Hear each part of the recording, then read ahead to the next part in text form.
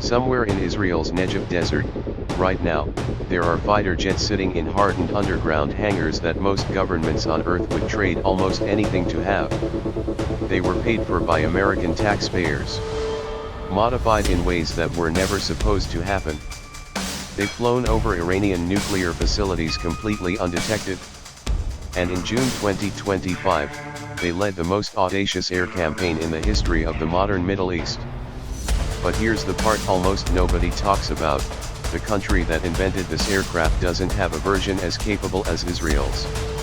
This is the story of the F-35I Adir and how one weapons deal quietly rewrote the rules of military power for an entire region.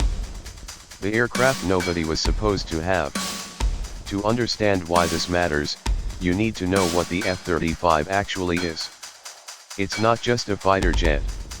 It's a flying supercomputer wrapped in radar-absorbing materials, capable of hitting Mach 1.6. But speed is the least interesting thing about it. What makes the F-35 unique is what it sees, what it hides, and what it knows. Its sensors fuse radar, infrared, and electronic warfare data simultaneously. Its stealth coating makes it almost invisible at combat range.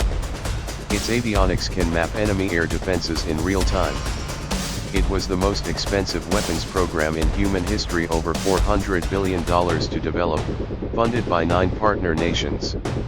The whole point was simple: American military dominance, locked in for decades. And then, in 2010, they handed it to someone who wasn't even part of the program. The deal signed in New York. On October 7, 2010, in New York City, Israel's Director General of Defense signed a contract. 20 jets. $3 billion. Looked like a routine arms deal between allies. But look closer and nothing about it was routine. Israel wasn't one of the 9 nations that helped build the F-35. They came in late, as a security cooperation participant, technically just a customer. And yet hidden inside that deal was something extraordinary.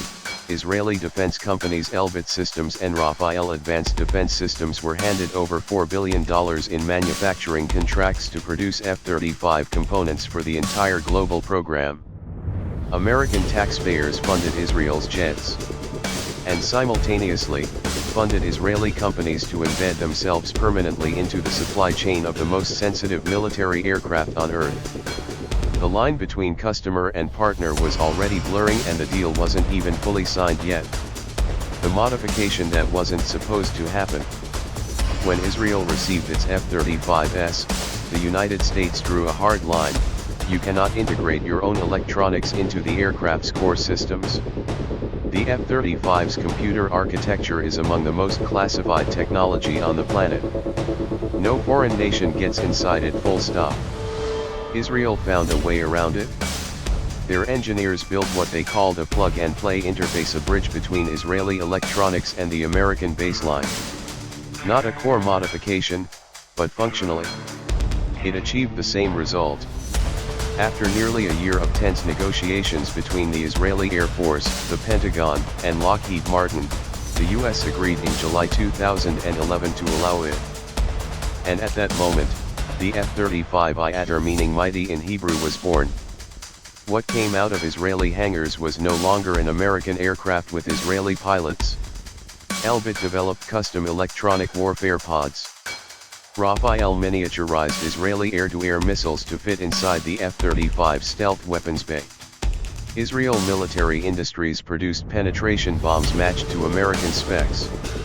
By December 2017, 9 F-35I Adirs were fully operational at Nevatim Air Base. Then things got interesting fast. The first shots heard around the world. May 22, 2018.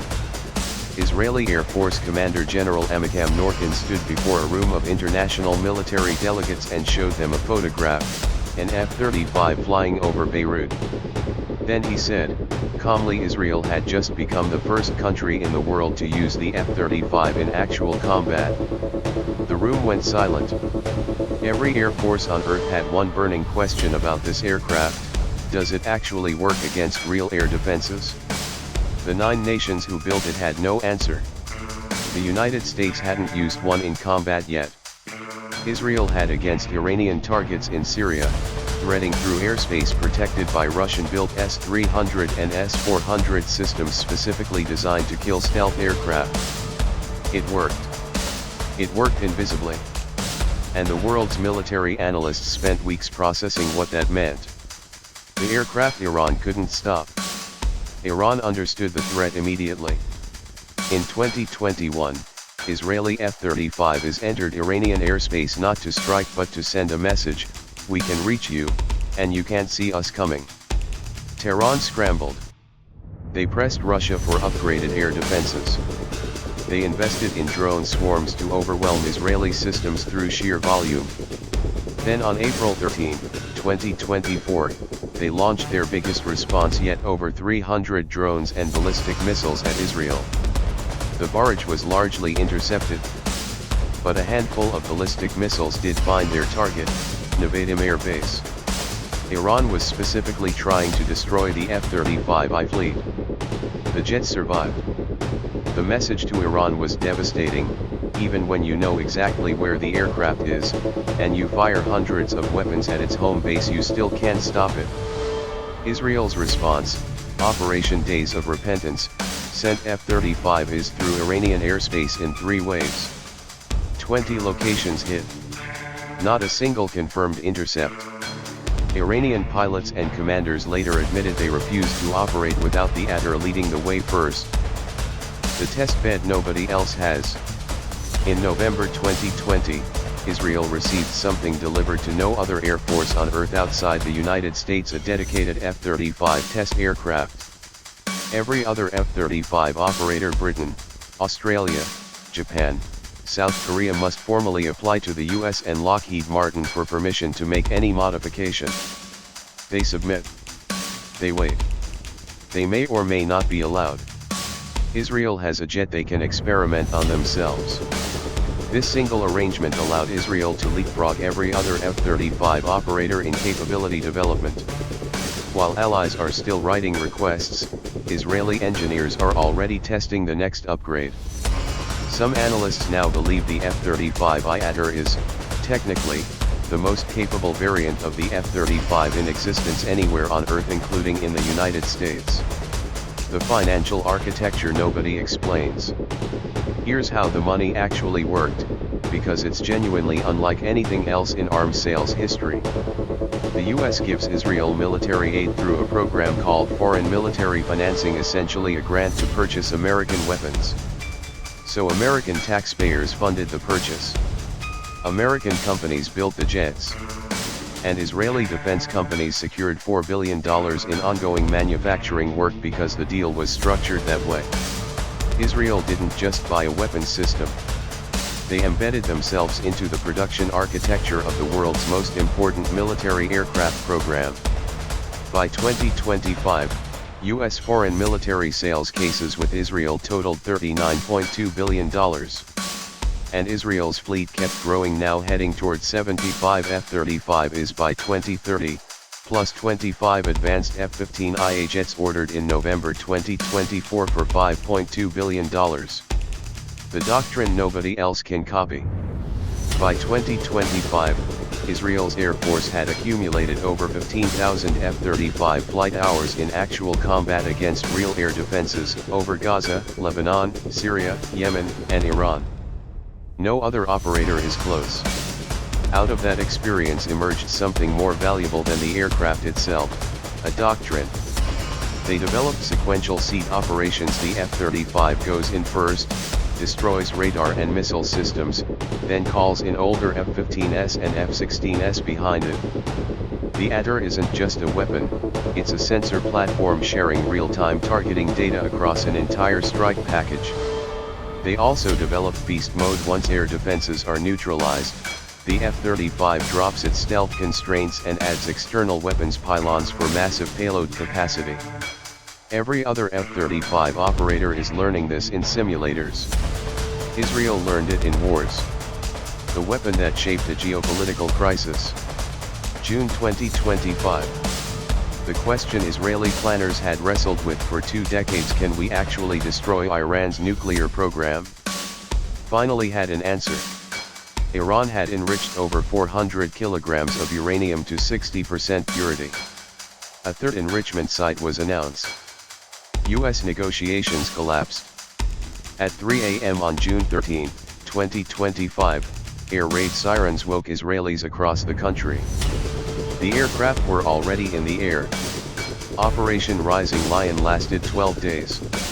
Over 1,400 sorties. More than 100 targets in the opening strike alone. Iran's top military commanders were killed. The Natanz enrichment facility, the crown jewel of Iran's nuclear program, suffered catastrophic damage. Not a single manned Israeli aircraft was lost. Iran retaliated with ballistic missiles at Israeli cities and struck a U.S. base in Qatar, drawing America directly into the conflict. On June 24, U.S. aircraft completed what Israel started. A ceasefire, brokered by Donald Trump, ended the shooting 12 days after it began.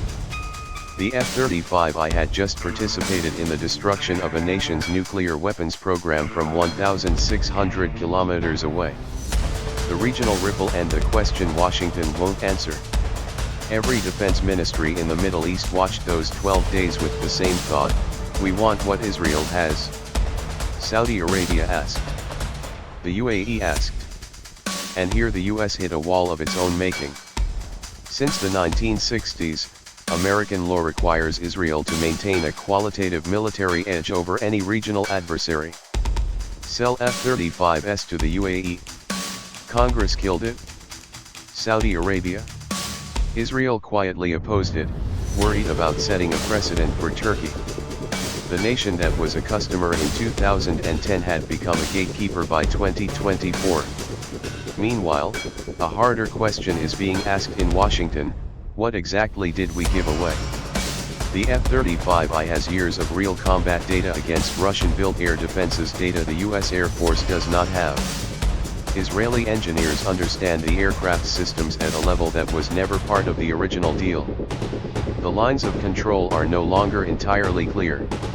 What started as America giving Israel a weapons system has become something far more complex: a partnership where both nations depend on each other's capabilities, and neither side fully controls the other. What comes next and the bigger picture? As of mid-2025, Israel operates 48 F-35I Adirs, expanding to 75 by 2030. A $34 million range extension program is underway, drawing directly from lessons of the Iran campaign. Advanced F-15I jets arrive starting in 2031.